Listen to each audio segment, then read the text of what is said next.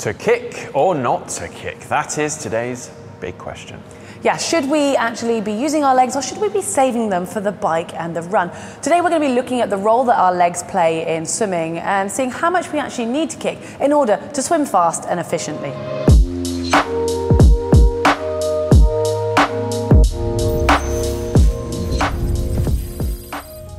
Now then, when does leg movement become actual kick? Well, there isn't really any black and white answer here, really. No swimmer keeps their legs entirely still during the freestyle stroke.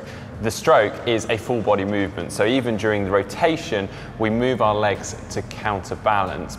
But there is a full spectrum of leg kicks, ranging from barely moving, a slight flutter kick, through to a 6 or even 8 beat leg kick, and obviously everything between. But how much you move your legs and how much you kick depends on several factors.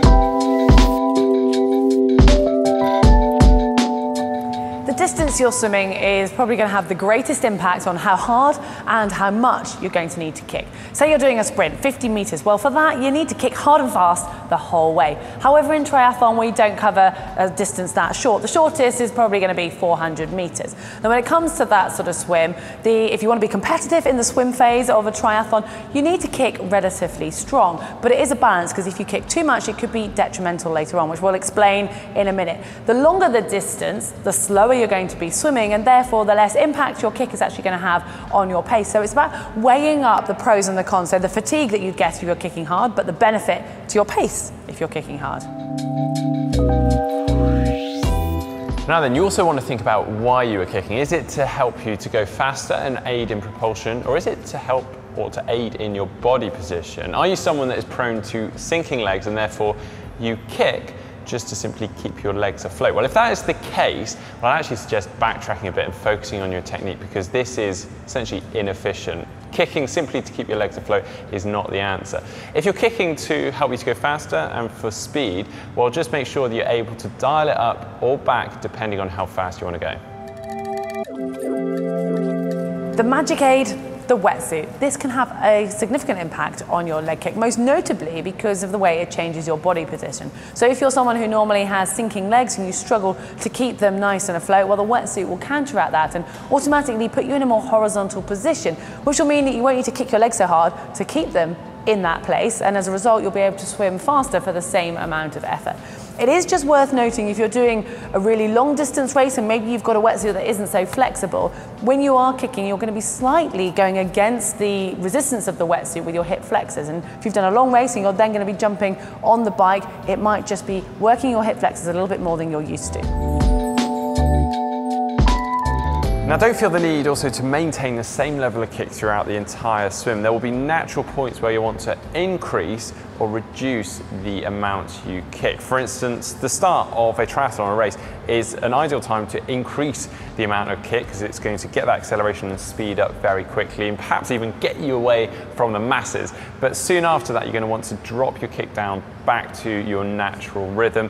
But beyond that, you may also want to increase your kick again, just simply to get your speed up, perhaps to get onto someone's feet and to draft off someone, or maybe even to avoid an obstacle or get past something.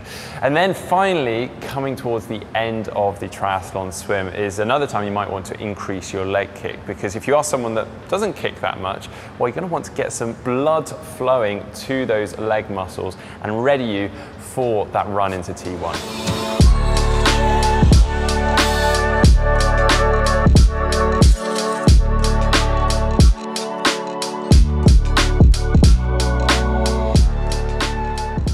Right, you need to remember that a strong kick doesn't always mean a better swim, because the harder you kick, the more oxygen your body is going to be demanding, and this is actually going to have a knock-on effect to your breathing, which will affect your stroke efficiency. So maybe you'll naturally start to turn your head a bit further in the thought you can get more air in on each breath, or you're going to be breathing more often, both of which will affect and reduce the efficiency of your swimming. So you're going to have to weigh up that increase in pace that you'll get from an increase in leg kick, but also the increase in fatigue. And also consider, if you're doing a triathlon, then what effect that's going to have on the rest of the disciplines, because the swim is the only discipline where legs aren't actually doing the majority of the work.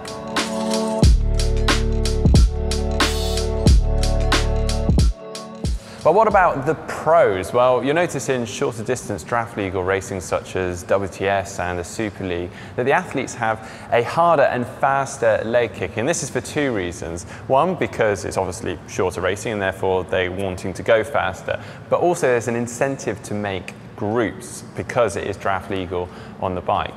Whereas for the non-drafting, the longer distance racing such as 70.3 and Ironman, the athletes tend to have a slower leg kick, more there just to complement the arms rather than a serious and noticeable effort. That said, there will always be a difference from swimmer to swimmer, even at the top of the game.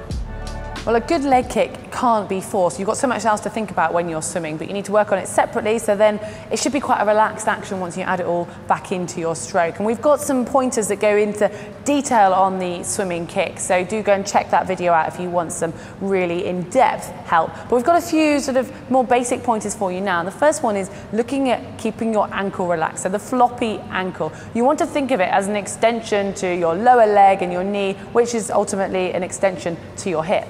Well, this ties in with where the kick is actually coming from, which muscles are instigating this movement, and it's all about the hips. So as you start the kick, it's going to be your hip flexors, which will flex your thigh, which then your knee will follow and eventually extend, and your foot extends beyond that. And then as you go to the upward phase of the kick, it's going to be your glutes that will start to pull your leg up, and the rest of your leg will follow. And it's that repetitive movement. And if you do want to pop some fins on, that'll help you to sort of feel the exaggerated movement, because the fin is obviously an extension of your foot, and you'll get more of a natural feel of what the kick should be like. And you can even do some kick drills purely with a kickboard, but just remember at the end of that, it all needs to combine back into the whole stroke.